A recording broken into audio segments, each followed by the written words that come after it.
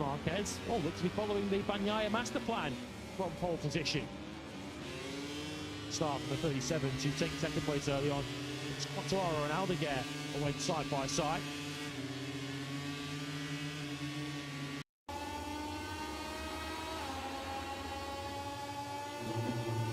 Top three already breaking clear in those early stages. Quartararo without the pace to go after the top three initially. Alex Marquez recognizing the urgency to pass Acosta quickly to take second. Turn 4 was where he would also take the lead from Pecco Bagnaia, who wouldn't see the 73 again. Also went on the attack trying to secure second place. It was the 37 and the 63 traded places early on.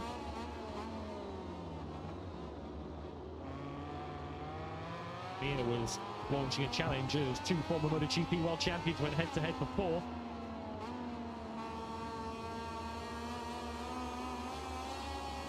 On second place was finally loosened by Acosta just after half distance as Bagnaia started to run into some major tyre trouble.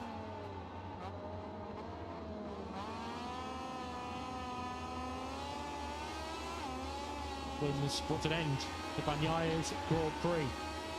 Running on into turn 4 with clearly issues at the rear of the bike, which the suspicion is a puncture. That, of course, will no doubt confirm later on, but it's in no doubt whatsoever that Alex Marquez was your undisputed winner in Malaysia today. Having secured the runner-up spot yesterday and the Rookie of the Year prize, Gresini are now the top independent team in MotoGP. Alex Marquez's victory secured that today. Marquez then, at the circuit, he clinched the Moto2 Championship in 2019, wins the Malaysian Grand Prix. Will we be any nearer to knowing who the Moto2 champion is in 2025? Their Moto2 battle is coming up in a few minutes' time.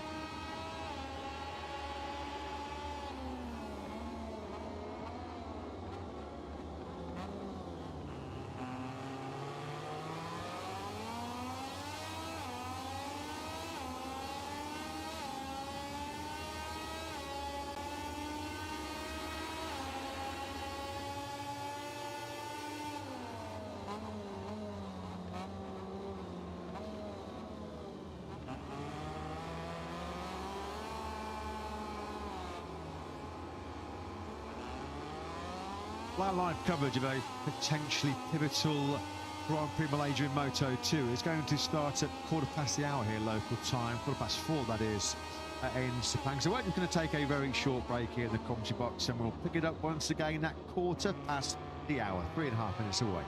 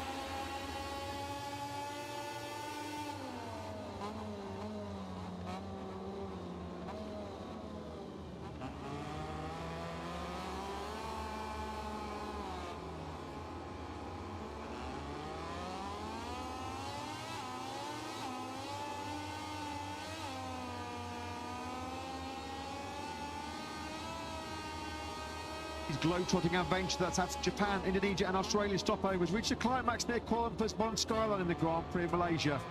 20 takes part in the sizzling heat of the Sepang International Circuit, which first joined the calendar back in 1999. Up next, the latest chapter in an epic Moto2 title chase. It's time to race in MotoGP.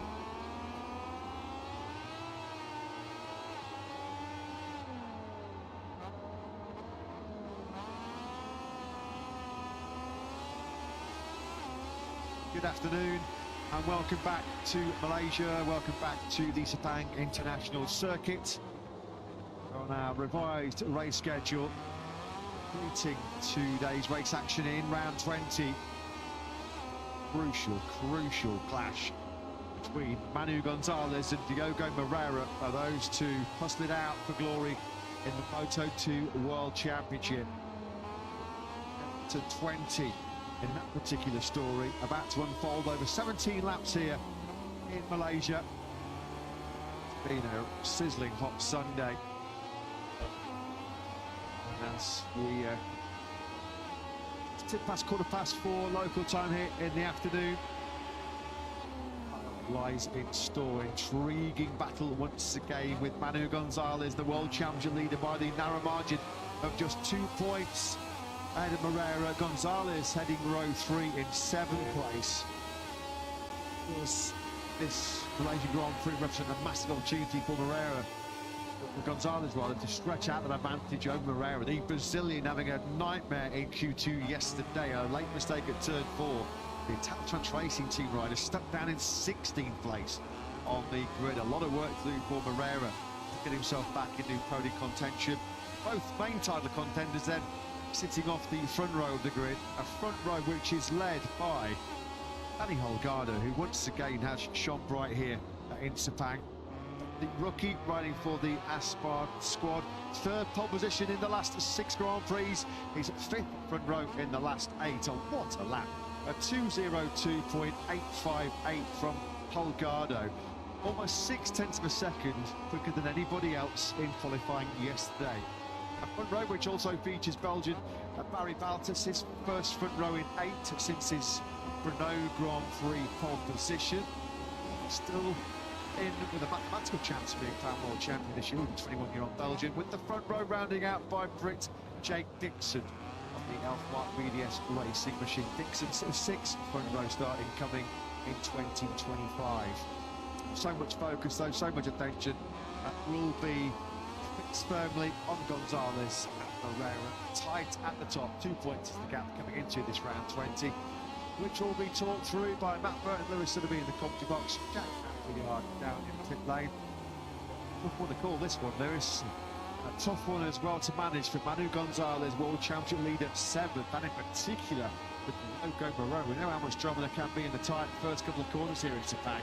16th on the grid for the Brazilian, who's under pressure. Well, if the fuse hadn't been lit on this Moto2 Championship battle between Manu Gonzalez and Diogo Moreira already last weekend, when they produced an entertaining battle for the podium spots in Australia, it was certainly lit yesterday when they went head-to-head, toe-to-toe, punch-to-punch in qualifying as they were jockeying for position on the first-time laps of Q2. Moreira, who was searching for Manu Gonzalez's rear tyre on the outlaps, no question about that. They went past him on the brakes into turn 1 start lap.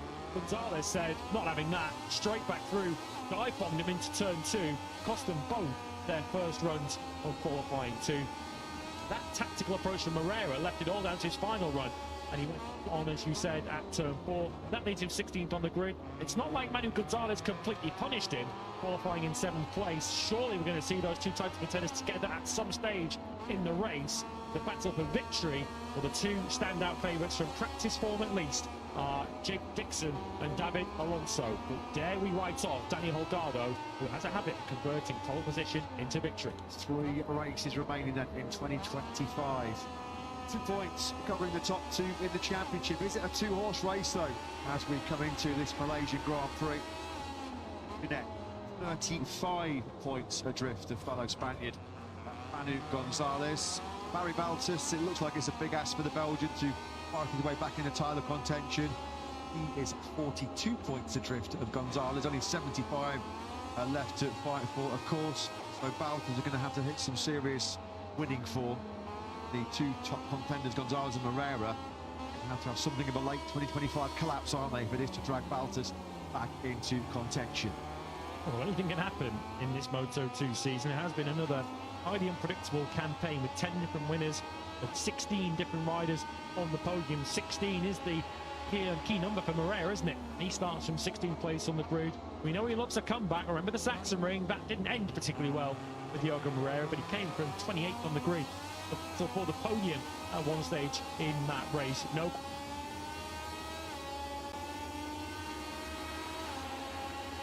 question, he is going to be aggressive this afternoon.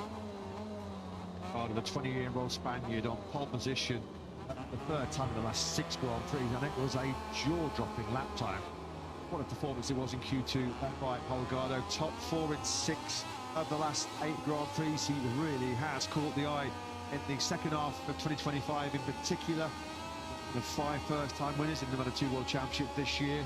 With Dennis Onju, Moreira himself, Senna Aegis, who fresh out of his home Grand Prix in Phillip Island last weekend, has had a miserable experience so far here in Malaysia, almost from the front of the grid to the back as far as the 20-year-old Australian is concerned. Aegis way down the grid in 23rd place, his lowest qualifying since Mugello 2024.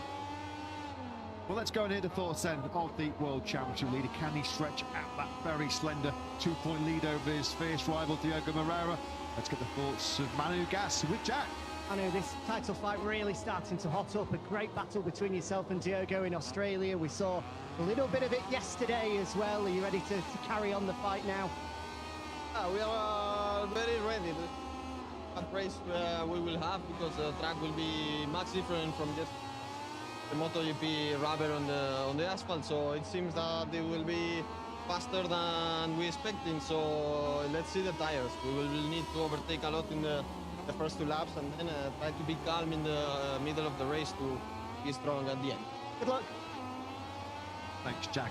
Always thanks as well to Manu Gonzalez, who, despite in this high-pressure cooker atmosphere, fighting for the biggest prize of his career, always welcomes a chat, doesn't he, with our Jack down on the grid. Looking very relaxed in 3rd place. Well, perfect time. Let's go and hear from the Brits here. Jake Dixon, 3rd battle. He looks like it could be a real race-winning content here this afternoon. Jake, with Jack. Yeah, Jake just catching up with one of his crew very briefly beforehand. Obviously, Jake, this race at a much later time of the day. Now with MotoGP rubber on track, there's a lot of variables that you guys won't have planned for. How does that change how you attack this? First and foremost, fantastic, as we always say. No, honestly, conditions are a lot different to all weekend. It's a lot hotter. Also, the MotoGP's obviously been out before us, so completely different circumstance to what we're normally used to. Track feels really rubbered in, but I'm expecting it'll be really good grip in the beginning, but then a bigger drop towards the end for us, because our rubber will obviously go on top of there. So let's see, let's get our head downs and just do my rhythm that I've been doing all weekend and see where we end up. Good luck, mate. Yes, thank you. Yeah, thanks very much, Jake. Speaking to Jack Appleyard down on the grid. That's an excellent point. Very good point, well made by Dixon. Of course, this is a very unusual scenario. We haven't seen it happen a few times at the British Grand Prix to meet with the European TV schedules, but it's very rare that the Moto2 riders get to follow MotoGP. Not very often they get to follow all the Michelin rubber that's been laid down on a circuit, which could just change the game ever so slightly. Yeah, it's a situation that they haven't been able to practice for this weekend. Is Barry Baltas still a title contender then? He's 42 points adrift and goes on the front row. The Belgians with Jack. Barry on the front row, still in title contention as well. How do you feel ahead of this? Well, it's super hot here, much more hot than yesterday, so we will try to understand as fast as possible the condition, and yeah, try to enjoy the front. Good luck. Yeah, thanks as always, Jack. Thanks to Barry Baltas. What a year it has been. Clearly a massive breakthrough year for the Fantic Racing rider. Points in 17 of 19, 10 of those have been top 6 podiums as well. That's for the impressive Baltas, although there's been none in the last 3 since he was second over the line in San Marino. Bit of work to do further down for the Blue Crew Yamaha duo. Tony Arbolino fires away from 9th. Only the 5th time this year Arbolino has qualified inside the top 10. It was always going to be a tough 17 laps regardless of where he started in this heat for Ethan Guevara, but he made it harder work for himself yesterday. Slow on the racing line during qualifying. He picks up a 3-place grid penalty. Here you're about to see it. Joe Roberts and David Alonso, who were inconvenienced by Ethan. He's on the podium here last year, we shouldn't forget. Looks over to his right. Fortunately, the rider we should have been paying attention to was on his left in Joe Roberts, as David Alonso swept past the pair of them. So if Ethan Guevara is going to match his podium finish of a year ago here, he has to come from 15th place on the grid. One other rider who's also picked up a grid penalty for some misbehaviour earlier in the weekend is Ivan Ortola. He also dropped 3 places from 18th in qualifying to 21st on the grid. Because I'm going to have to remind him, Ethan Guevara's podium here last year, of course, did come courtesy of a shocking miscalculation by the Brit when he thought he'd taken 3rd place. Fortunately, he miscounted the laps and there was still a lap remaining. Big Dixon eventually crossing the line in 5th spot. David Alonso, another rider, another contender surely for the podium, if not more, in this Malaysian Grand Prix. He's the Jack. David, you had great pace yesterday morning. Do you feel ready for this? The race, and I hope that the Moto3 riders are good. Good luck. Yeah, here, David Alonso. One of his thoughts to Jose Antonio Rueda and Noah Detavila after the sighting lap incident at Moto3 earlier. This was how it got really juicy. This is how it got really spicy between Moreira and Gonzalez. And I have to say, as neutrals, we love it. We need a bit of needle, don't we? When you're getting to fight for the World Championship. That was Moreira going on the inside of Gonzalez into turn 1. And what, 50 metres later, Gonzalez dishing out some instant payback. This is going to go all the way down to why, surely, isn't it? The Ricardo Thomas circuit in Valencia in mid-November, just 2 points splitting the top 2. Tyre information is through from Pirelli, and we are expecting tyres to play a role in this race, of course, with the unusual running order of the Grand Prix today due to the exceptional circumstances earlier on today. Every single rider in the field, soft front, super soft rear. BMW safety car then that leaves the shade of pit lane. We get set then for 17 laps of Moto2 action here in Sepang. Moto2 field have served up some of the best racing, haven't they, so far in 2025. Starting from 10th place on the grid, an excellent job by the Ford factory team. Alex Screech, second time this year that the Valencia rider has qualified inside the top 10. Not too far behind him on the grid, actually, is his teammate, a Ford factory racing team colleague, Jorge Navarro, the 29-year-old Spaniard, of course, who was second in the Malaysia Grand Prix here last year from a pole position, which was Navarro's first pole in 5 long years since Valencia 2019. Colin Bayer completes the 4th row in 12th place, the 95, who finally managed to get a grip of his starts last time out in Australia. It's something he really has struggled with so far this season. He's regularly lost places on the first lap, but he's finally on top of his problems now. So, Jake Dixon on the front row of the grid for the 6th time in 2025. And he this time get the laps right and find himself on a Sepang podium. Barry Bautas, still an outside contender for the World Championship, goes from 2nd on the grid. It's Danny Holgado for the 3rd time in the last 6 Grand Prix that will fire away from pole position. Will Holgado be the Moto2 hero here in Malaysia?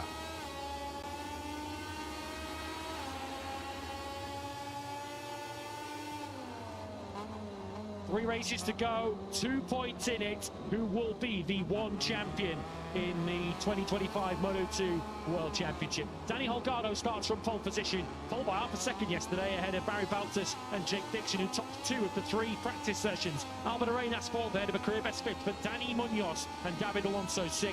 Manu Gonzalez lines up 7th after a dramatic qualifying. Aaron Cadet's next to him, and 2022 winner Tony Arbolino completes row 3. Alex Scritch in 10th ahead of Joe Roberts, who had a big crash on Friday morning. Colin Baez 12th. Forward's best combined qualifying of 2025 with Jorge Navarro 13th ahead of Philip Solach and Ethan Guevara, who dropped 3 places from where he qualified. Diogo Moreira after his Q2 antics with Gonzalez 16th, and Huerta, Sasaki, Lopez and Vietti, miserable qualifying again for Speed RS. Ivan Ortola, another to drop through places from where he qualified, he's 21st. Zonta and Gorberg 22nd. Australia with Seneragius 23rd, worst qualifying for 27 races ahead of Marcos Ramirez. Some early problems though here for Danny Munoz on the warm-up lap. He's not away, and he was due to start from the middle of row 2. It's low, isn't it, that for Munoz, having qualified 5th place on the Red Bull KTM Iron machine. So Munoz at the moment, a frustrated spectator down in pit lane, trying to give up actually at about commentary box position. Can't see Munoz, so whether we can be able to get that Calax machine fired up once again. Yeah, he's at the end of pit lane. Thanks very much, Jack, for just coming in with it.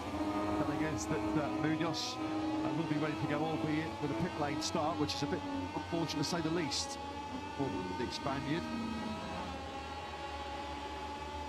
Munoz, we understand if he does join the warm lap from here, he'll have to start at the back of the grid, having not left the grid as the others did at the start of the warm-up lap.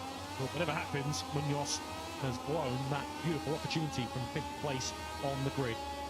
The 2 points in it between Manu Gonzalez and Diogo Moreira. So much on the line between those two, and both of them seeking a Sunday afternoon comeback here at Sepang. Will come back, doesn't he? Way down the grid in 16th place.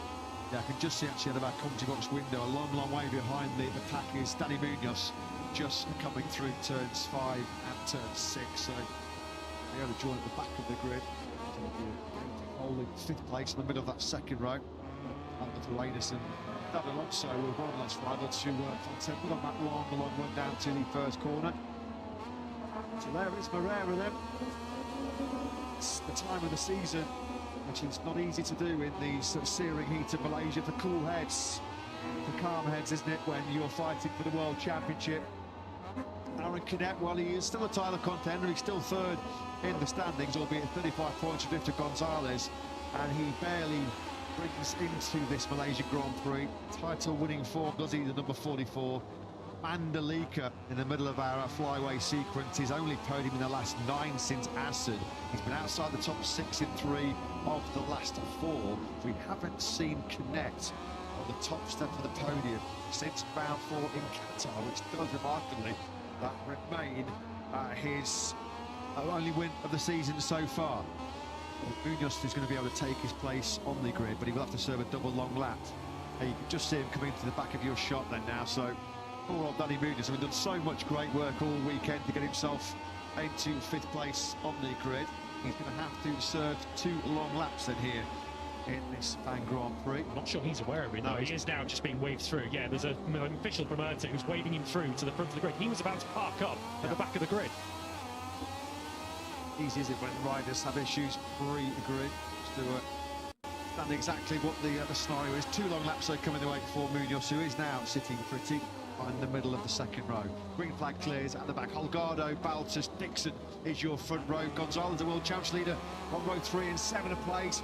Lights out for racing in Moto2 then here in Malaysia. It's a good start for Holgado. There's almost a contact as they run down to the first corner between him and 2nd place on the grid. Baltus, Tony Arbolino's got away really well on the number 14 bikers. Alonso attacks Dixon on the brakes into the first corner. Alonso then up immediately up into 3rd place. He runs in a little bit wide. Dixon's got the inside line to try and attack the Colombian once again. But it's Holgado from pole that leads. Dreadful start from Munoz, and he went right, almost straight into David Alonso. They made contact on the way down to turn 1, so he did get to start from where the position he qualified, but Munoz has plummeted down the order. Brilliant getaway by Arbolino, as mentioned. He's already up 4 places from 9th to 4th, 5th rather, as Dixon thought about a move on the inside of Arenas, who's been strung away from that 4th place. Dixon 3rd from Alonso, and then it's Arbolino. Moreira update, he's only at 15th place from where he qualified. The rider he's passed is Munoz, who's back to 20th.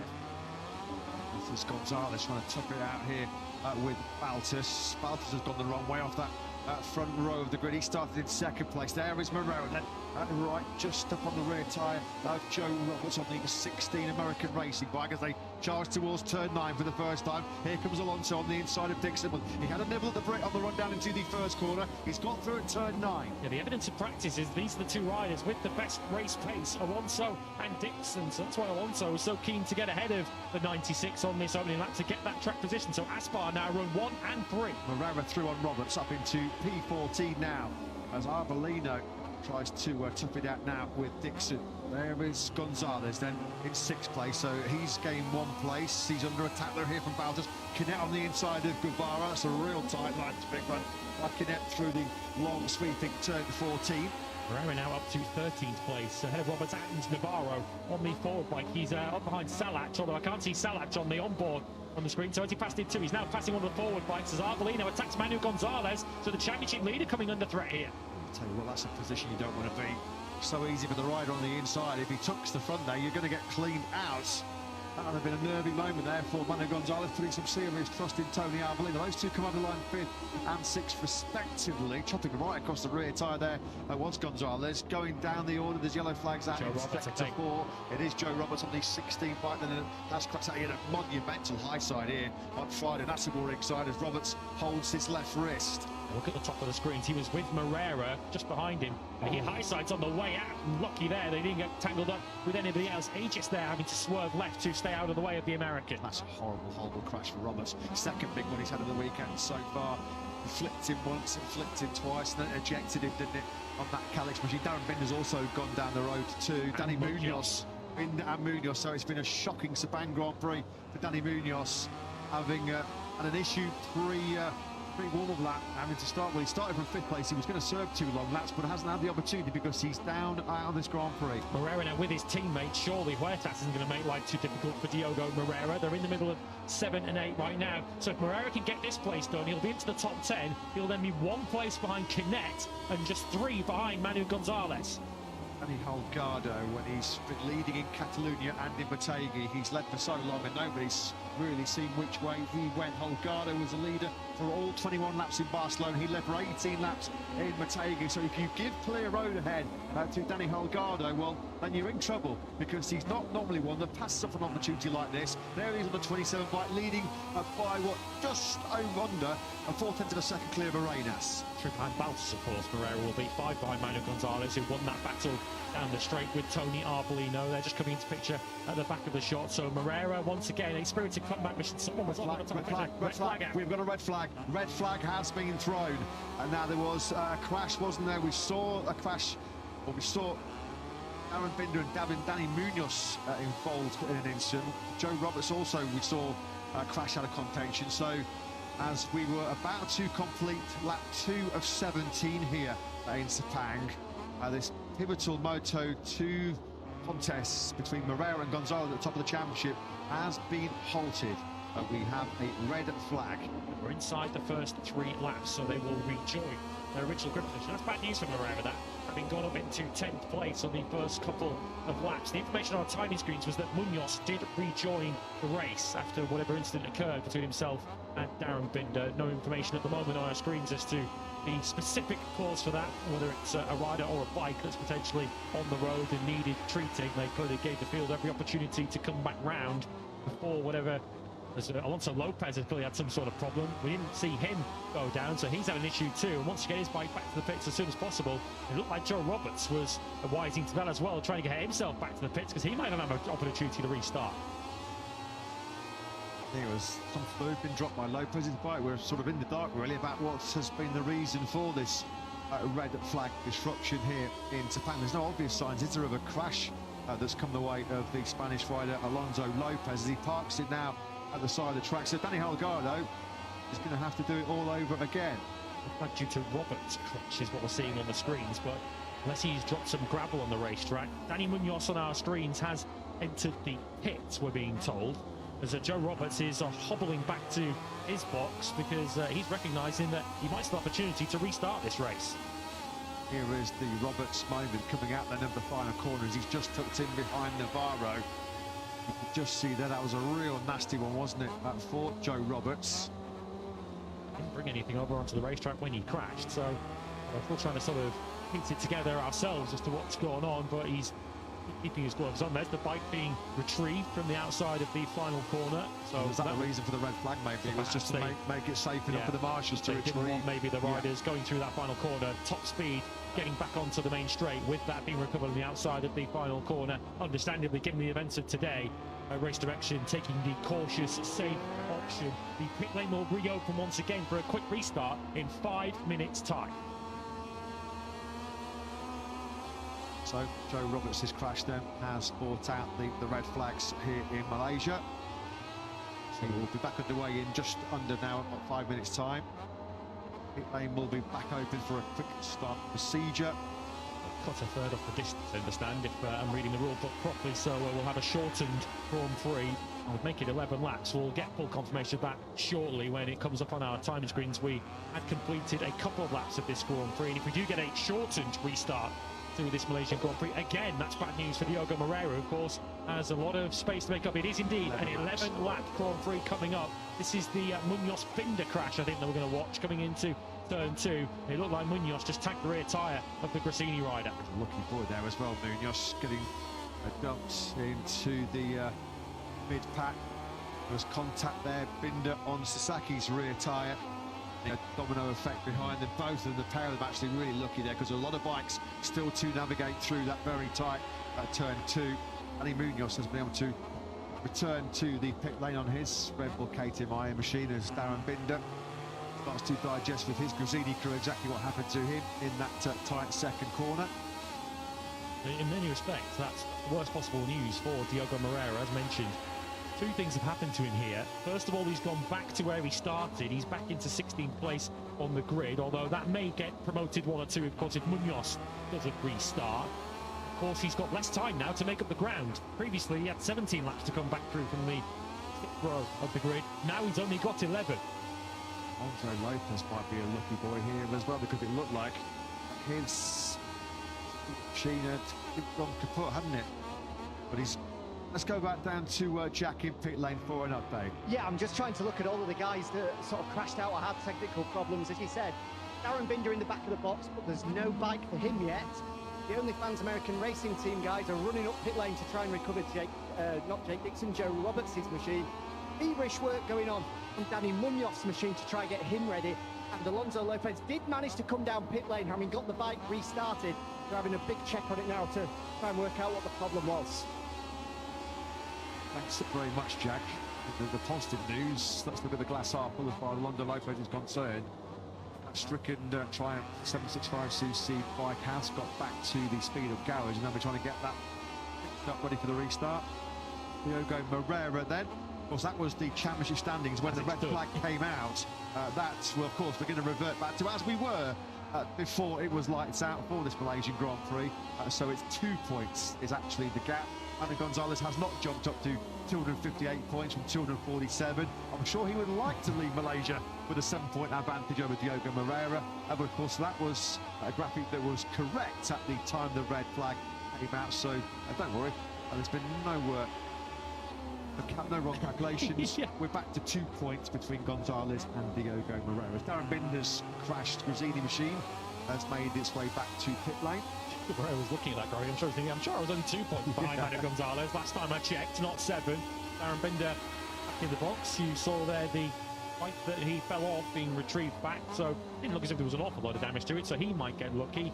The pit lane will reopen in just over 90 seconds time, and of course had this procedure once already today, been with us from the outset.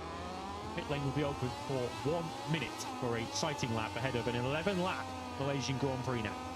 I know that the doors closed on Darren Binder's Moto2 career.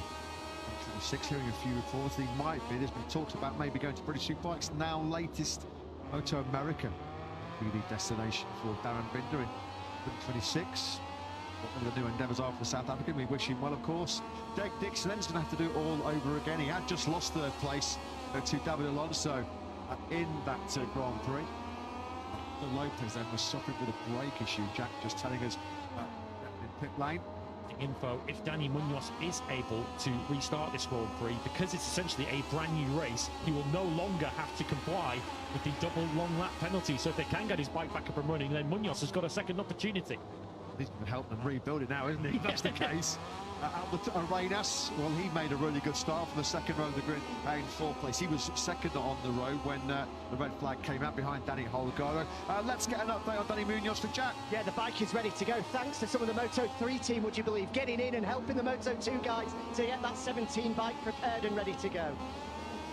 That's on deck then for Danny Munoz. He'll be back in fifth place in the grid. Line opens in 12 seconds. These riders have got to get on with this. Well, Manu Gonzalez didn't appear in the picture there, did they? I think the team was saying, you want to get that tyre warmer off and get Manu Gonzalez ready. Fortunately, the Moto2 and 3 teams are right at the end of pit lane, so they don't have far to go to get out onto the racetrack. So I hope they got their timing correct. I'm sure they have. There's not enough tension in this two world championship battle as it is. Manu Gonzalez just teasing us a little bit. Moto2 riders then get set for the quick restart procedure. Don't stall it. Race distance is now then at 11 laps. Try and bring you back onto the rollers. It's going to fire into life. We're hoping to fire himself into podium contention and victory contention in this restarted Malaysian Grand Prix Moto2. Is your world champion leader, Manu Gonzalez. Closed in 20 seconds. And you can see the number 18. No dramas, makes his way out of pit lane.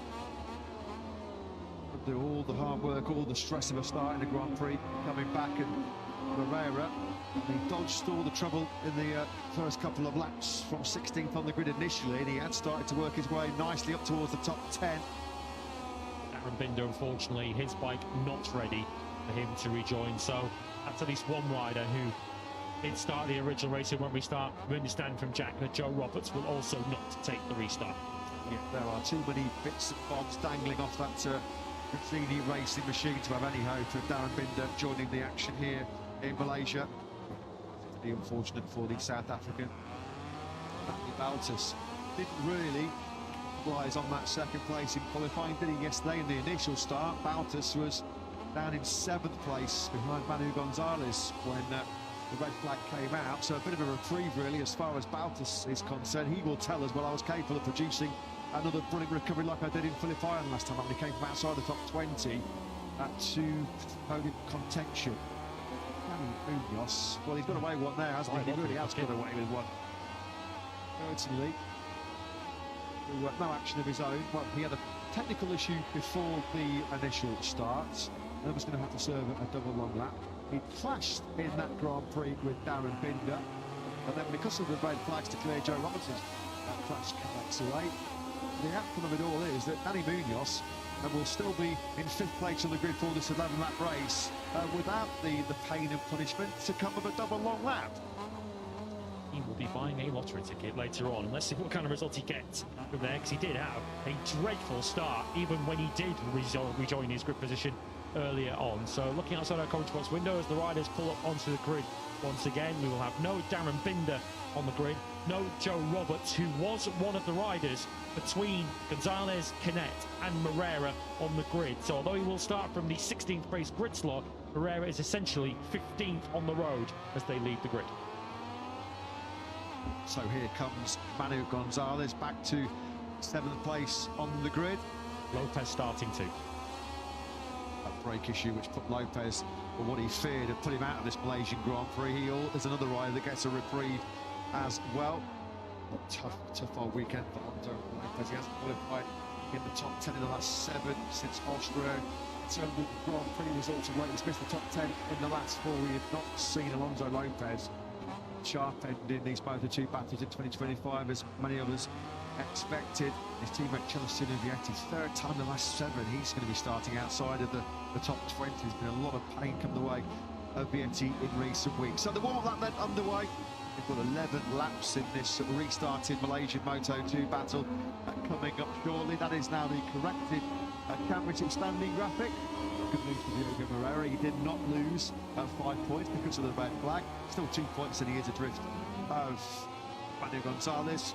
35 back is Canet, a further 7 back is Barry Baltus. Likely our world champion is going to come from one of those 4 names on your screen right now. 15 points behind Baltus, which of course makes him 57 adrift of Gonzalez is Jake Dixon. I think even Jake Dixon, who is always a wildly optimistic character, isn't it, will probably admit that it is unlikely that he'll be able to overturn a near 60-point deficit with only 75 points left to fight for.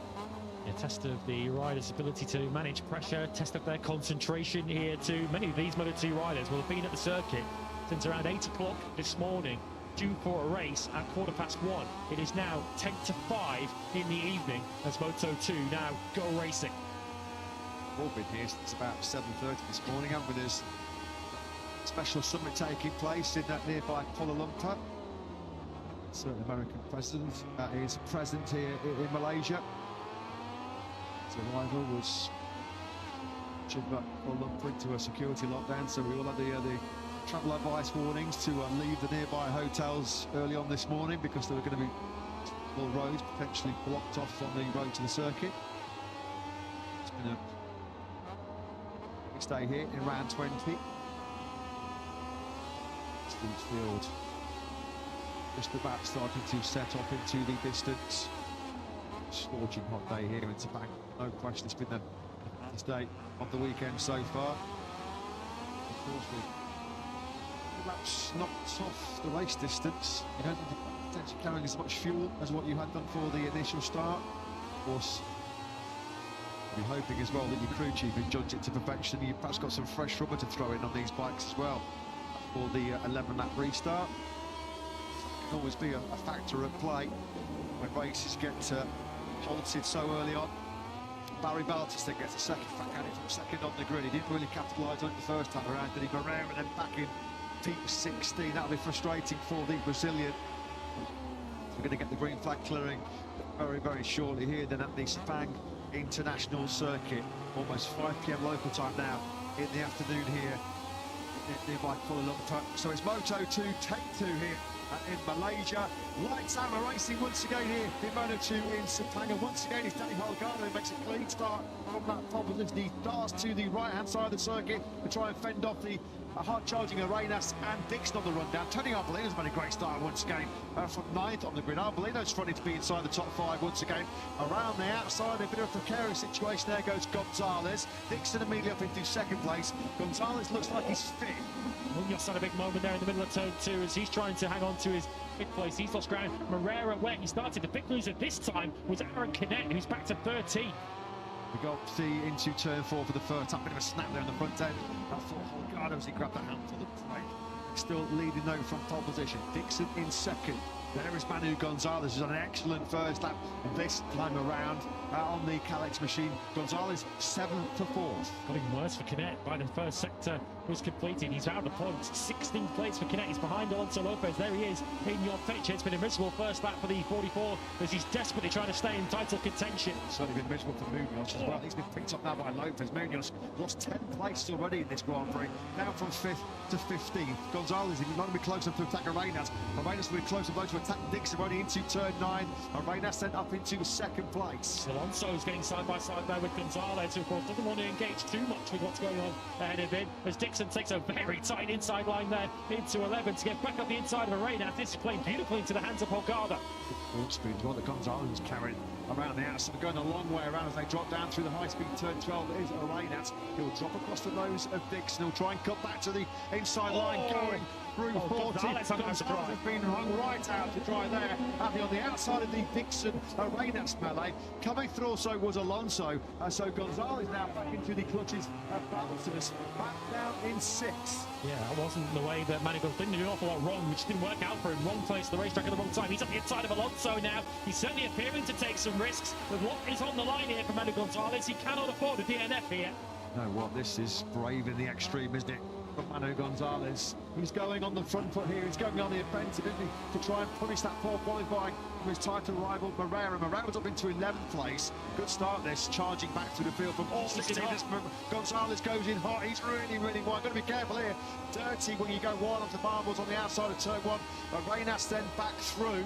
Alex Escree's having a great ride in 7th place at the moment. Moreira's only 4 bikes behind Gonzalez now. Gonzalez 6th, Escreech, Arbolino and Guevara with the 3 riders between Gonzalez and Moreira, who's gone from 16th, essentially 15th for the rider out of the way, up to 10th. Munoz from 5th in the grid, dropped to as low as 15th. He's working his way back through up into P13 now. He's just behind Ivan Ortola. You can just see now Holgado and Dixon are just starting to make a little bit of a bolt here at the front of this shortened 11 lap. Fernando Alonso looking for back-to-back podiums in Moto2 for the first time. He was on the rostrum last time out in Phillip Island. Just running on board with Moreira in lap 13. I think he made contact with the rear tyre there of Guevara, who was up ahead of him. Certainly looked like it was a little bit of a nudge, a little love tap from the 10 to the 28. Moreira, obviously, a little impatient because he's not got as much time now to make up the ground for his poor qualifying. Yeah, and he's around some hard charges at the moment. Salas is directly behind him. He's got the two Pramac Blue Crew Yamahas ahead of him of Guevara and Arbolino. He has just about been able to fend off Salas behind him. Salas got to have to withdraw from the Australian Grand Prix last weekend with the aggravated shoulder. He lost the front again there, didn't he? He lost the front again. Watch this in the middle of 6. So this is through the left-hander of 5, and you're going to see a little tap up in here from Moreira to the rear tyre of Guevara. Right there, you saw a little smoke football. That could have ended an awful lot worse for both of them. That could have been championship over. That could have been such a massive moment in the championship as far as Moreira is concerned. Well, that was really, really close. How close do you want it? Harum scarum as far as Moreira is concerned. Gonzalez at the moment is losing contact here with Alonso and Baltus ahead of him. Also going the wrong way at the moment is Arenas. They had each gained a place though on this lap. Gonzalez has passed Arenas so far on this lap, and Moreira's through finally on Guevara. So they are now 5th and 9th as we complete lap 3, and Jake Dixon closing quickly on the rear tyre of Holgado now. Dixon's running a special memorial helmet in honour of his granddad, of course, who sadly passed away recently. That's all the inspiration and the motivation that Dixon needs to try and win this Malaysian Grand Prix. Guevara's fighting back. He's taking this fight to Moreira. He just sees that 9th place back.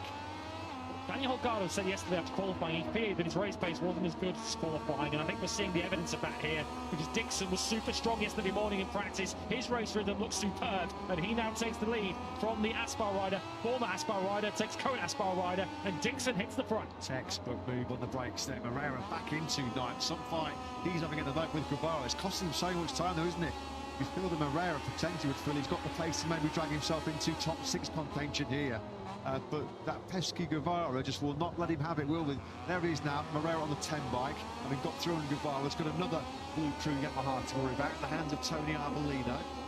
Quicker he is through the right-handers of 7 and 8. Watch at the top of the picture as he'll pull out to try and overtake the 14. This is Baltus closing up behind Alonso, who looks the more competitive of the Aspar duo at the moment, with Holgado doing a 2:05.0 on the last lap. We're riding on board then with Barry Baltus, of course the number 7, still mathematically in title contention, and all the riders ahead of him in the championship are currently behind him.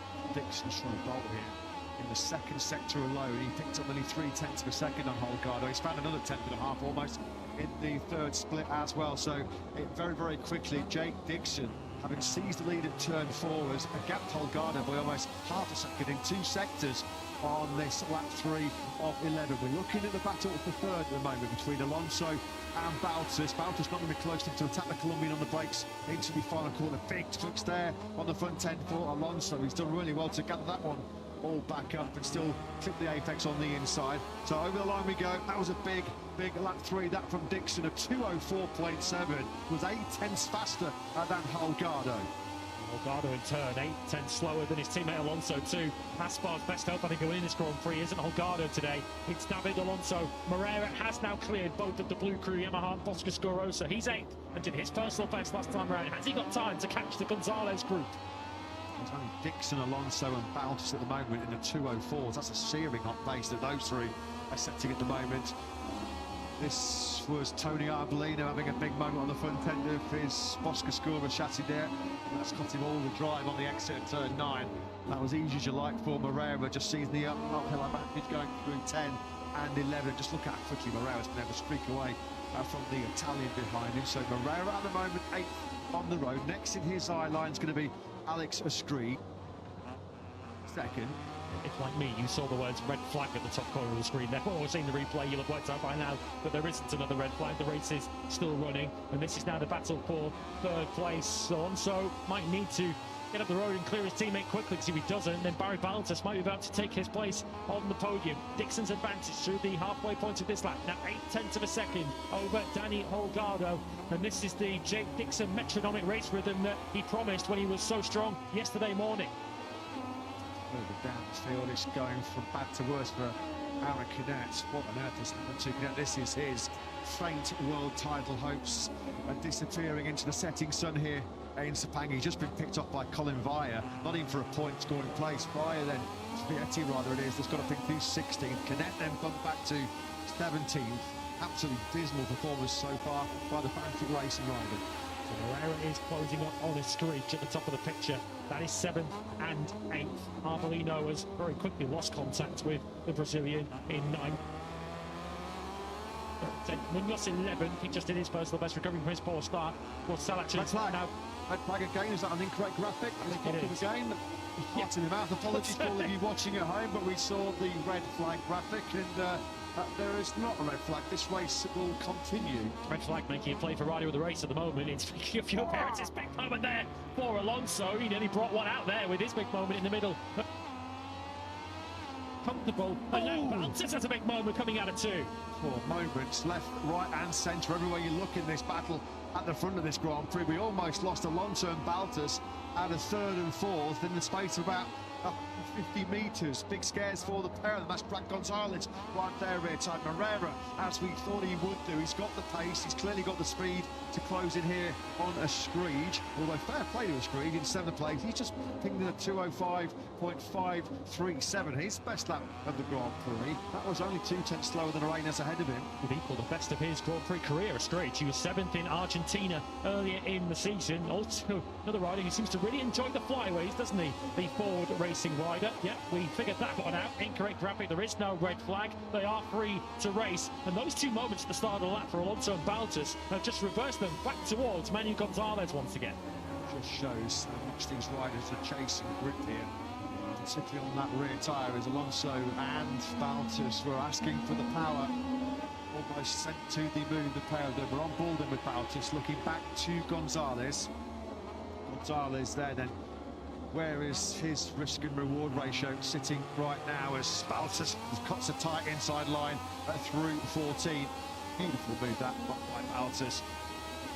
Environment has just picked off 13th place out of Alonso Lopez. Chelsea and Vietti is at least making a fist of it further down the field. Each of himself with the points going places in P15. Cost himself a bit of exit speed though with that move to Baltas, and Alonso just motored back past him into 3rd place. Tell you what, Manuel Gonzalez's risk-reward ratio, as you mentioned a moment ago, might well have to shift as Diogo Moreira soon starts to catch him. Moreira now right on the rear tyre of the screech for that 7th place. Then there will be only one bike between them.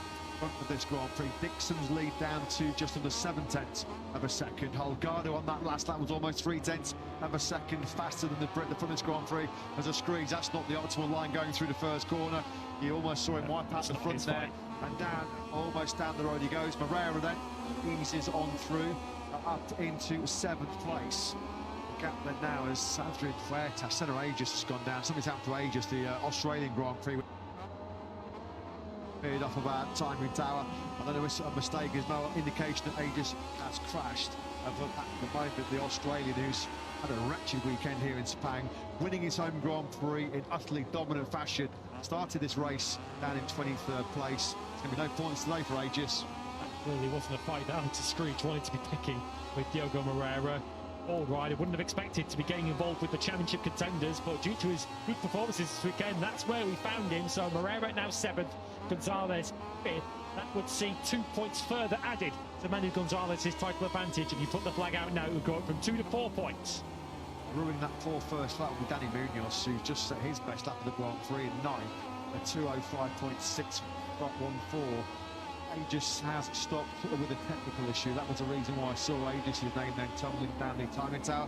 And likewise, Philip Salac, who was also, we are told, to retire from this Grand Prix with a tech issue. So this is a race of survival. It might be a short race distance as Senna Aegis. Well, that's a real projected figure, isn't it, for the Aussie? He was nowhere near the points where in place, in fairness to him. What a difference a week makes as the Aussie out of contention. It's not just our graphics department that the heat's having an effect on, it's also the motorcycles, clearly. He's actually 2nd to break down in the space of a lap there. He was just pulling over on the outside of turn 1. He wasn't in the points anyway, so sadly for Senna, it hasn't cost him a big result. But Manuel Gonzalez, he's perhaps not shown the ultimate aggression at all times in the second half of the season. He's been managing a World Championship lead. Of course, that lead was cut when he got disqualified in Indonesia. He's got to attack here. This is an opportunity to gain some serious points on Diogo Moreira. It's a great lap to Dixon and Alonso, sandwiched either side of Holgado as Gonzalez then does get through on Bautas, but he's wide. He's wide, leaves the door wide open for Bautas to snap back into that fourth place. Yeah, Dixon in the 2:05.2, which is 4/10 faster than Holgado behind him, and more trouble also coming the way of Holgado because 4/10 quicker behind him was his teammate David Alonso. Dixon's advantage and over a second for the first time in this Grand Prix. And that's a lot in just an 11th lap race. Of course, the race shortened due to that red flag after Joe Roberts' earlier crash. So that's a lead that Dixon will back himself to manage from there. And we spoke about him in a faint mathematical championship contention. He would not be eliminated from the total conversation. If you put the flag out now, he would still mathematically be in the equation with 2 races to go. Never say never. That lady's not quite warming up just yet as Dixon then now charges down towards turn 9. His lead 1.2 seconds over Holgado. Gonzalez, well, he's had one attempt to take 4th place back from Bautas, which didn't work out at the first corner, the start of this lap 7 of 11. As you can see there, Bautas would go ahead of his teammate Aaron Canet in the World Championship into 3rd. Dixon would take 4. Canet's World Championship hopes are disappearing with the setting sun, as Matt mentioned earlier here in Malaysia. Still not in the points, still down in 17th place and doing 2:06s. Just not been at it at all today. Canet, he started this Grand Prix in 8th place. You felt like he could do some serious damage. He started at 1 place behind Manu Gonzalez, is making much more of a fight of it in terms of the podium battle. Bautas, then it is, that's hanging on to this 4th spot. Dixon comes through turn 15. Holgado and Alonso's getting down to going to be well under half a second, isn't it? And we finish this current lap. In fact, Alonso, he's going to be putting up a big threat here to take that 2nd place away from Holgado. Another 2:05.3 from Dixon, which is really rapid pace. 2:05.2 though for Diogo Moreira, who's got plenty still in the tank with 4 laps to go. He's catching quickly. Albert Arenas took half a second out of him on the last lap, and Moreira was nearly a second quicker than Gonzalez on the last lap. So Manu Gas might not be finishing ahead of his championship contender if those lap times continue. Dixon winless since round 3 at Austin in Texas. Felt like an awful long time since he's been on the top step of the podium. Oh, Gonzalez. Oh, dearie me. That's not what the Dynamo looking Rolling Intact team want to be seeing. Because that was a big scare, wasn't it? Fought the World Championship leader. Moreira, his closest rival, 7th. Moreira, though, is charging, isn't he, towards Albert Arenas. Well, he's right on his rear tyre now. The Spaniard on the 75, like I'm not sure for too much longer how much longer he's going to cling on to this 6th spot, because Moreira has much better pace. Turn 9 surely with the way Moreira has a go. Look how close he nearly once again makes contact with the rear tyre. He's already kissed Ishvan Guevara's rear tyre in this Grand Prix. Is he going to take the ultimate lunge? Not from there. He does have to weigh up the risk and reward too at this stage with a World Championship to fight for. Not beyond the realms of possibility here that he might even be able to have time to hunt down Gonzalez. You can see Gonzalez there, 3.5 laps remaining, just up ahead of him. Aaron Alonso's taken 2nd place somewhere up the road. The Aspar riders have switched positions. You can see the 80's now ahead of the 27. We haven't seen it on screen, but David Alonso's taken 2nd. Diogo Moreira is now taking 6th. Holgado has not had the pace these last 3 or 4 laps. Has he already eaten up that Pirelli rubber underneath him? That was coming. That was a move that Moreira had been threatening. Now then, it's in his sights. This is game on as Arenas is not letting Moreira have it. In fact, Arenas has got the inside line here going into turn 15. This is a battle that Moreira thought he won. Straight up. Arenas is going to go charging in though, way too hot. Moreira just cuts to the inside line. Well, there were 9 places between Moreira and Gonzalez on the grid at the start of the shortened 11-lap Grand Prix in Malaysia. There's now just 1 between the pair of them. Gonzalez 5th, Moreira in 6th place. So many priceless points up for grabs here in the World Championship. Moreira would be losing 1 point as it stands to Gonzalez. 3 between the 2 of them with 2 to go. Not just points that's up for grabs, it's psychological scoring points that they were doing at the moment. We saw it in qualifying yesterday. They were proving a point to each other in the race. This was the move. It was into turn 9 as we were watching the Moreira battle with Arenas. Alonso beautifully at the inside of Daniel Holgado. That 2nd place change has been on the cards, but still a double podium in the coming for the Aspar team. Gonzalez at the moment has nothing for Bautas, does he? Has not really. I mean, he made 1 move at the first corner on Bautas. To be fair to Gonzalez, having had that big front end scare, he's probably just erring on a little bit of a sign of caution here. Can't afford though, can he, to let Moreira get through him? He just cannot. This was, you felt like a real big opportunity for Gonzalez to stretch out that 2-point advantage with such a chasm between the pair of them on the grid. But Gonzalez got it all on here. 2.5 laps remaining to hold on to this 5th place. Moreira will be like a waxed up a drain pipe if he gets anything like a step of a move on Manu Gonzalez. If he's prepared to attack him in qualifying 2, you bet he's going to attack him in the Moto2 race. Of course, it would be a 2-point swing if Moreira can overtake Gonzalez. The gap would come down to 1 point. So fine in the margins we're dealing with between the top 2 in the championship. Every point is priceless. When you talk about damage limitation exercises, this has been a supreme one exhibited here by Moreira, 16th to 6th. Probably he was anticipating if I could recover a top 6, that would be an excellent job, well done. Manu Gonzalez's podium track is just going to roll on and on and on as Holgado. Gonzalez! Gonzalez has crashed! Manu Gonzalez has crashed out of the Malaysian Grand Prix, and that is a massive, massive swing in the World Championship. Is that the moment that Manu Gonzalez will regret in 2025? But he's clearly thrown the initiative, he's handed the initiative to his chief championship rival, Diogo Moreira. The biggest moment of 2025 in Moto2 has just unfolded here in Malaysia. Manu Gonzalez crashes out of 5th place, 1 place ahead of his closest championship rival, Diogo Moreira. 9 points then now. The swing would be for Moreira going to Portimao in 2 weeks' time. Gonzalez has remounted, but how big, how crucial could this be? Enormous. Holgado had already made his mistake further over the road, but a bigger mistake for Manu Gonzalez, who is still running, but he's 25th. He's not going to score any points from there. And Diogo Moreira, who has never led any kind of Grand Prix Motorcycle World Championship, he is about to seize the Moto2 World Championship lead with just 2 more races to go. Barry Baltus will also very much keep himself in championship contention with that. He's busy battling with Holgado for 3rd place, a 3rd place he has now taken, so Baltus not out of the equation either, but it is serious advantage Moreira now with 2 Grand Prix to go after this one. Moreira cannot believe his eyes. He probably can't believe what he has just witnessed, as Manu Gonzalez, now the former Moto2 World Championship leader. Gonzalez has led this title chase for 17 of the only 19 Grand Prix at the campaign, but he's cracking. He's booking at the worst possible time. Still not over, of course. Still 50 points up for grabs in Portimao and in Valencia. There's another big twitch there for Manu Gonzalez. Wow. Well, this is a game changer. This is a massive pendulum swing in favour of the Brazilian Moreira. Wow. Wow, what a moment.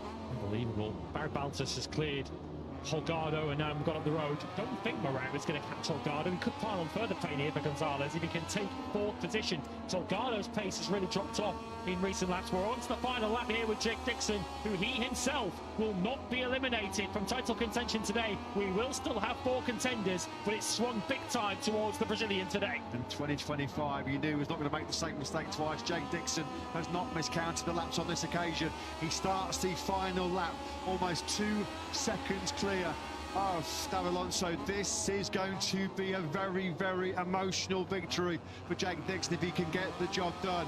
His beloved grandfather, Ray, passed away in the summer break earlier on in 2025. He is wearing a special helmet in memory of his late grandfather. Well, he's doing him proud at the moment, isn't he? As he's on course for his 3rd victory of the season. Diogo Moreira potentially on course to capture the Moto2 World Championship in 2025. This Sepang Grand Prix has been so important. Moreira, this is going to be the biggest 5th place of his life. Remind you, he came from 16th place on the grid after his 9-mare qualifying. It suddenly swung back in his favour. Baltus then still holds 3rd place ahead of Diogo Moreira. Baltus will be 35 points back with 50 still to play for. Dixon 41 points behind with still 50 to play for. As far as Aaron Canet is concerned, he wouldn't be mathematically eliminated. He'll score 1 point, so he will be 44 points back. But all hope surely for him have ended today. It's Moreira who's the big winner in terms of the championship. Jake Dixon a sector away from Grand Prix victory. Gonzalez is going to finish this Grand Prix last. So much to contemplate for Manu Gonzalez, who came into this Grand Prix podiumless in the last 5, winless in the last 10 coming to Malaysia. His World Championship form has completely deserted him at the worst possible moment. Jake Dixon, though, the tears are going to be flowing inside that special helmet, aren't they, at the moment, for the 29-year-old Brit who has done Grandad Ray proud here in Sepang as Dixon crosses.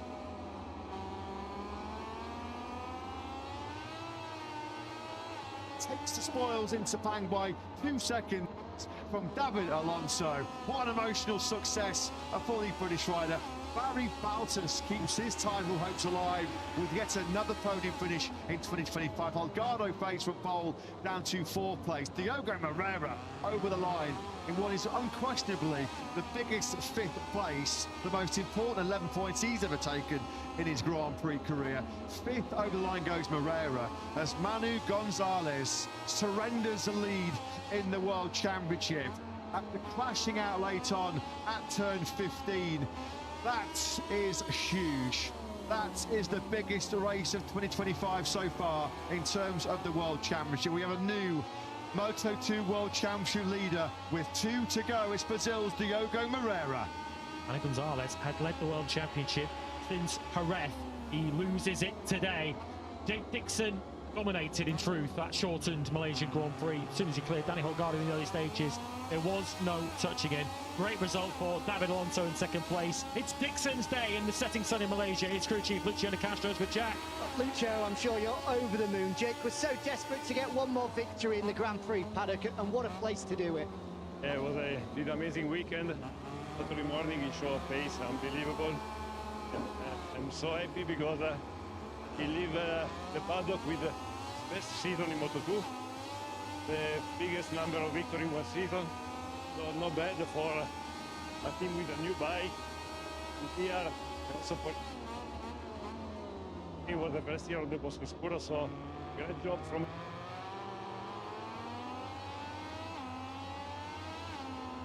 Almost feels as the tears well and truly flow as we knew they would do. It almost feels like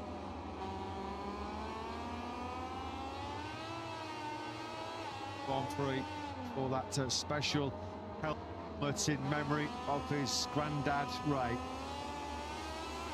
The World Superbike bound Brit, of course, pastures new beckons for Dixon in 2026. He'll be part of Honda's official factory World Superbike team. Bigger picture though in terms of the World Championship in 2025. Well, it's game on. It was always game on, but now Diogo Moreira seizes the advantage. He does indeed jump all over the massive mistake by Manu Gonzalez. Manu Gonzalez, who's already had to deal with some disappointment in 2025, having missed out on a potential move to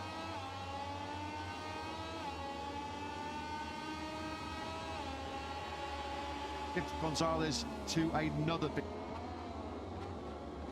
MotoGP as the Moto2 World Champion, leads the World Championship for the first time. What a time to do it as well. What a time to do it with just 2 Grand Prix remaining in Portimao and in Valencia. We are potentially looking at history. Never in any class in Grand Prix history has a Brazilian ever won a Grand Prix title. It's now in Moreira's hands. And you saw how pumped he was when he crossed the finish line. He knows how significant that result is today, and so does Manu Gonzalez, who was set to extend his lead to 3 points. As it is, he's 9 behind. It is still in Manu Gonzalez's hands, of course. If he wins the final 2 races, he is world champion, but he has handed the initiative over to Diogo Moreira, a comeback that he dare not have dreamt of, really. Surely, when the race was shortened and he was already some 3 rows on the grid behind Manu Gonzalez, surely wouldn't have dreamt that he'd be leading not only the championship, but by 9 points. What a day. What a day for Moreira. What a day for the Italtrans racing team. Of course, they are recent Moto2 world champions, aren't they? With Enea Bastianini all the way back in 2020. So there it is. It's a big swing. It's a massive swing in terms of the World Championship. 11-point swing in favour of the Brazilian. He knows. We all know just how huge that was. No wonder. That is a smile as wide as this Sepang International Circuit. You've never seen a rider and team celebrate a 5th place quite as much as that. There is always two sides to the story, two sides to the coin. Pure elation for Moreira and Italtrans Racing, and nothing but pure dejection and frustration for Manu Gonzalez and the Dynavolt Intact GP team. Was that, or is that the moment you're watching on screens, the moment where the World Championship slips out of the grasp of Manu Gonzalez? There have been a couple of scares already in that Grand Prix. We've seen him took the front previously on that Calix machine. On that occasion, there was no bringing it back. And of course, what this all means is history could be achieved next time out at the Algarve International Circuit in Portimao. Will we get our first ever Brazilian Grand Prix world champion? The Portuguese speaker could be champion in Portugal in a couple of weeks. But no, he did the job he had to do today. A couple of other footnotes from the Grand Prix today. Then David Alonso back-to-back second places. He's up to 8th now in the World Championship. And although he missed the podium today, we should also congratulate Danny Holgado, who is confirmed as the Moto2 Rookie of the Year. Win number 7, a magnificent win number 7 in Moto2 for Jake Dixon. He is departing Moto2 on a high, that's for sure. Great job that by the Brit. Yeah, he's going to be super pumped, super emotional. It wasn't like that, was he, here 12 months ago when he really made a big old cock-up, didn't he? Coming out the final corner when he thought he'd taken 3rd place, rolled off and allowed Ethan Guevara to snatch 3rd place. That's how you make amends. That's how you come back and settle a score with Sepang. Brilliant job by the Elfmark VDS Racing team rider. A few lumps in throats as well when he comes to speak to Jack about that emotional victory. Heard by the 29-year-old Brit. Harry Baltus, well, what a story his has been so far as well in 2025. Podiums already in Jerez, Le Mans, Aragon, Sachsenring, Brno, and most recently in San Marino. Baltus then now his 8th career podium, 7th of this incredible 2025 campaign. And is there another twist? Is there another shift in the plot still to come in Portimao and Valencia? Baltus is only 35 points. Moreira, I mean, I don't think anybody on planet Earth, maybe bar Baltus himself, who would have come into this season thinking with 2 rounds to go, he'll be 35 points away from the World Championship in 3rd place. Jake Dixon. He's so relieved. We had to wait a long time for that one, as Dixon, of course, he started his Boscoscura adventure with Martin VDS in lightning form. Wins in round 2 in Argentina and in Austin. We all thought straight away that he was going to be a serious title contender. He has been for much of it, but there's just been far too much inconsistency on the Boscoscura package as far as Dixon is concerned. He does, though, jump up into 4th place in the standings. 2 points clear now of Aaron Canet, whose title hopes, well, they are disappearing without a trace, aren't they? Canet now, he hasn't won since Qatar, 16 Grand Prix now. David Alonso posts his 2nd place. You can see Jake Dixon's wife there, Sarah, with his daughter Summer. Well, this is the news that we were all hoping for as far as new world champion Jose Antonio Rueda is concerned. He is conscious, he is awake, he's alert. He has a suspected hand fracture and a number of contusions. Of course, Jose Antonio Rueda, the Rebel KTM rider, involved in a sickening 3-race crash in Moto3 earlier on today. Still no official updates on Noah Dekwin, also involved in that incident. Moto2 podium though here at Barry Baltus 3rd, and he's with Jack. Barry, huge congratulations, another podium in this season. You keep yourself in the title fight as well with 2 rounds to go. How proud of you are you of your effort? Well, mate, it's unbelievable.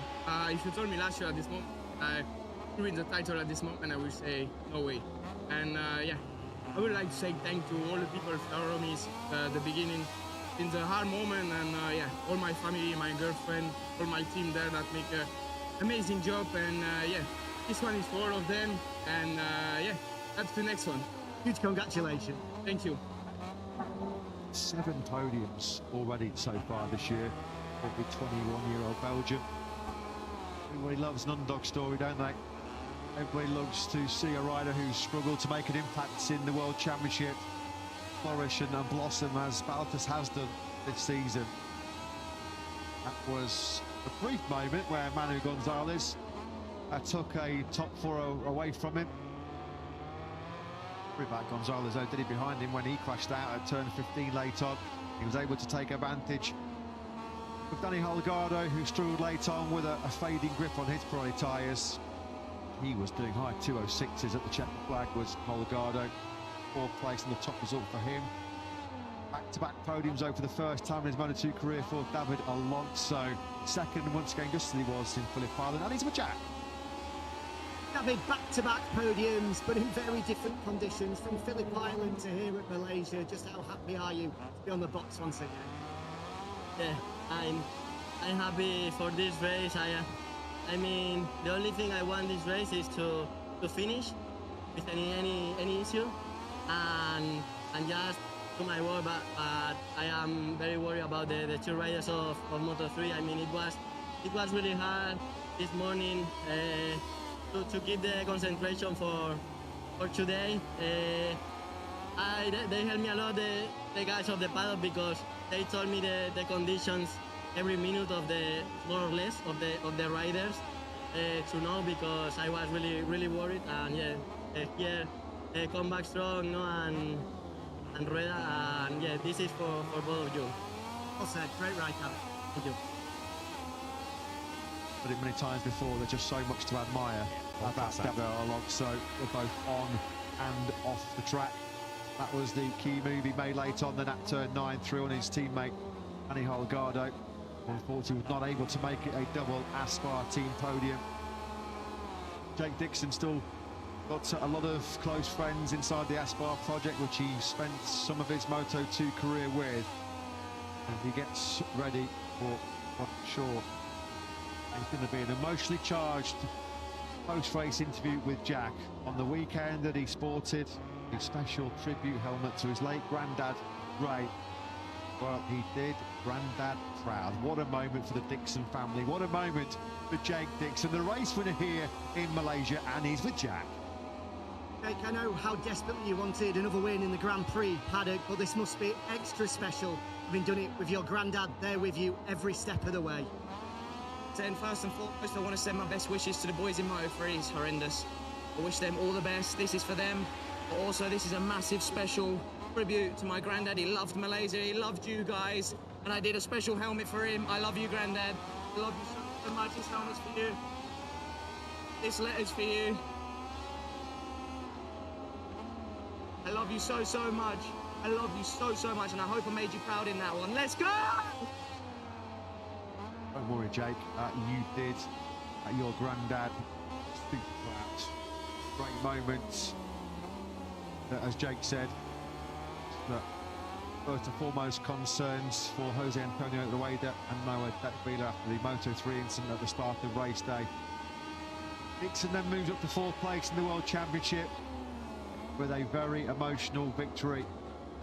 And that special letter to his granddad pre-weekend here, showing exactly what he meant to him. And goes the screen.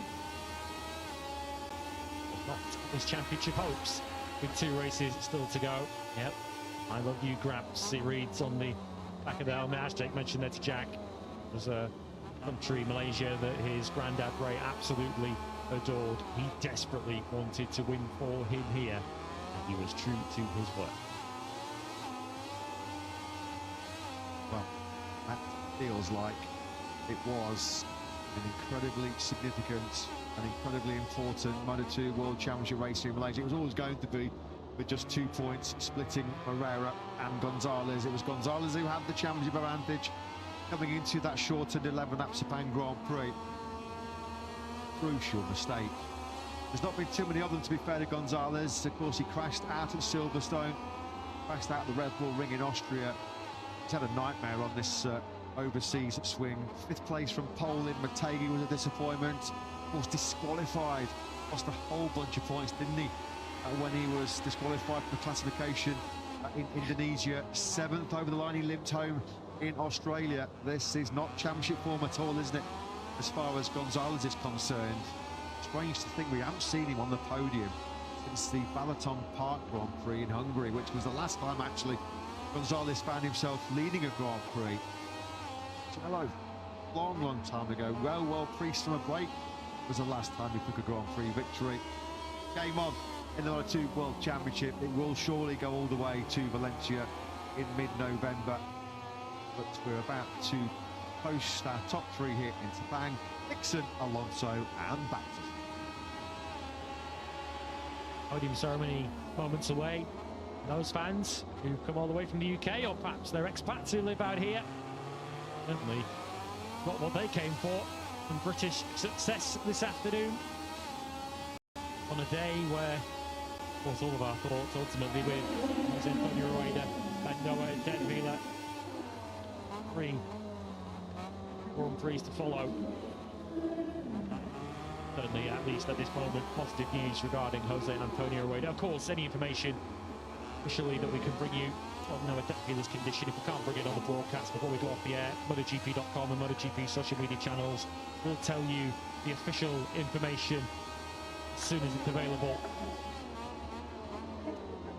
Mark VDS, their first victory like Dixon since the third round of the season in Austin, Texas. Barry Baltus kept waiting yet more for victory, but he is still a title contender with 2 rounds to go. And scored Diogo Moreira by 9 points in Portimao, who actually got to Valencia with a chance to win the championship. So amazing his season has been. David Alonso, second place, for the victory worth a lot more than 25 points to Jake Dixon today, who carries his daughter Summer with him onto the podium, as we saw from him a couple of rounds ago when he finished second in Japan. And Summer gets to find out what the top step of a Moto2 podium looks like. The Constructor Prize, Bosco, of course, the winners today. Congratulations to them and to Mark VDS. We've welcomed 2 new riders to their squad next season in Aaron Canet with Dennis and Chu. Here this has been for Barry Baltus' 7th podium of the season for the number 7. But this championship chase, yeah.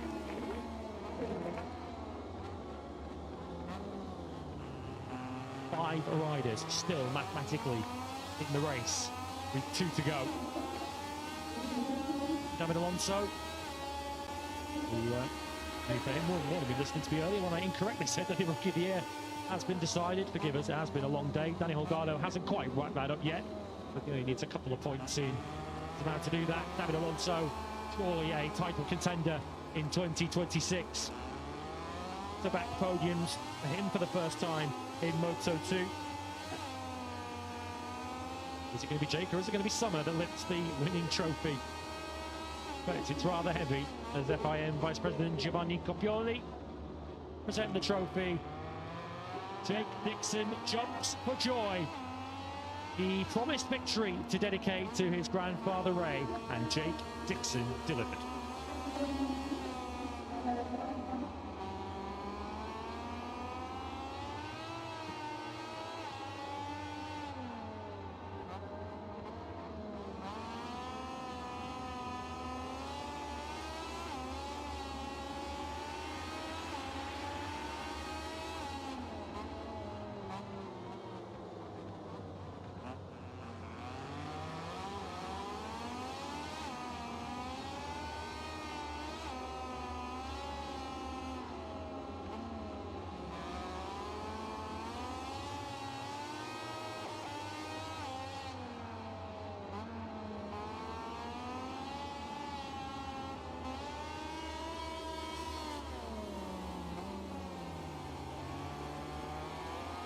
Save the King rings out around the Sepang International Circuit here in Malaysia. Long flight back home to what is a rather chilly autumnal home for Jake Dixon in the UK. He goes home as a Sepang race winner. His crew Steve Bradley there taking the team trophy. Off goes Summer as well. Part of her dad's Sunday work then here in Sepang. Dixon then the winner by 2 seconds clear of David Alonso. Baltas rounding out the top 3. As we round out our overseas, our Asia Oceania Tour of 2025. It's now conducting the celebrations. Good old bit of, well, we left Japan a few weeks ago, but Jake Dixon's carrying on with the karaoke on the top step of the podium here in Sepang. For those fans who've waited behind to watch that thrilling Moto2 battle, enjoying the sing-along with Jake Dixon. A dramatic day it was in the Moto2 title chase. Will we look back on Sunday, October 26th, as the day decisively that the Moto2 Championship turned in Diogo Moreira's favour? Jake Dixon, the winner in Australia, in Malaysia today. Alonso back-to-back second places. Barry Baltas, 7th podium of the season in 3rd, which keeps him in the title race. Danny Holgado, 4th and on the brink now of Rookie of the Year. Diogo Moreira on the brink of the title after taking 5th ahead of Albert Arenas. Danny Munoz after a dramatic day for him, 7th. Estridge 8th ahead of Via Arbolino, Vietti Cavara, Ortola Lopez, and just 1 point for Aaron Canet, whose championship is surely over. Manny Gonzalez, 25th after remounting from his crash. He now trails Diogo Moreira for the first time all season.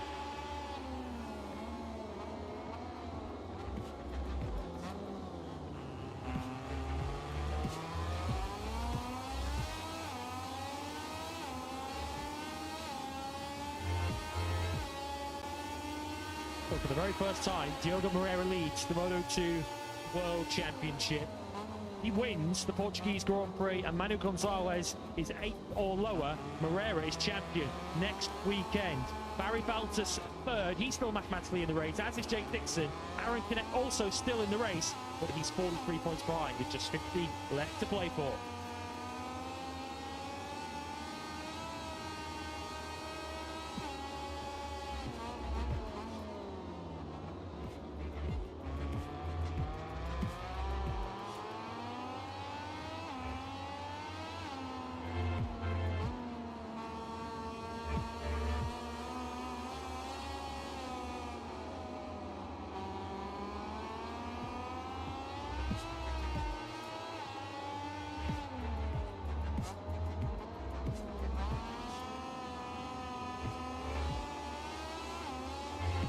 Alex, of course, the Constructors Champions in Moto2. Boscoscuro, though, notching another victory for Jake Dixon today.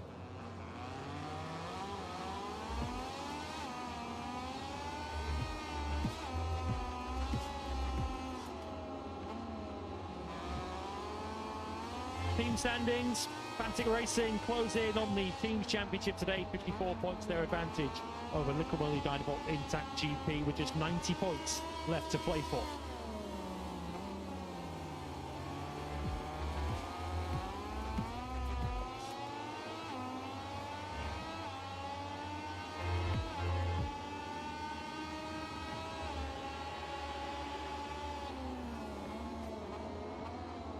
The highlights then. Ricardo leading away from pole position. The Moto2 race, of course, delayed from earlier in the day to the nasty accident before the Moto3 Grand Prix got underway. Ricardo and Alonso 1 and 3 through the first corner, but coming out of the last corner, Blackpool 2 into the race. Gio Roberts had a big crash, and with his bike still being retrieved from the side of the racetrack, coming out of the final corner, the race was brought to a halt.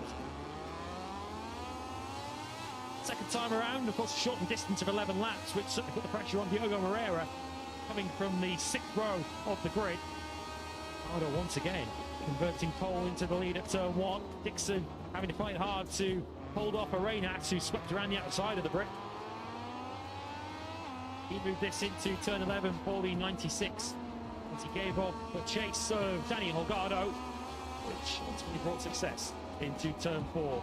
Dixon seeking a lead that he would not relinquish. Alonso taking second from his teammate Daniel Holgado, who would later lose third to Barry Baltas. But the big moment of the Grand Prix, without question, coming for Manuel Gonzalez as Holgado made his own mistake into the final corner. Gonzalez down 2, and with that goes his World Championship lead.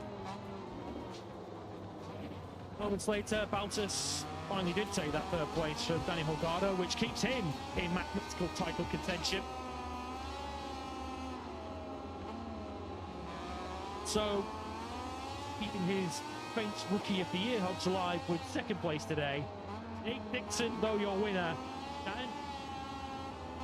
Danny Holgado closing in on Rookie of the Year in 2025. Diogo Moreira closing in on the World Championship, which could be clinched next time out in Portimao. A dramatic race day. Our congratulations to Jake Dixon. Our thoughts and best wishes for a speedy recovery for Jose Antonio Rueda and for Noah Devila. They are in our thoughts today. We send them all very best, and we wish you a very good evening. Goodbye.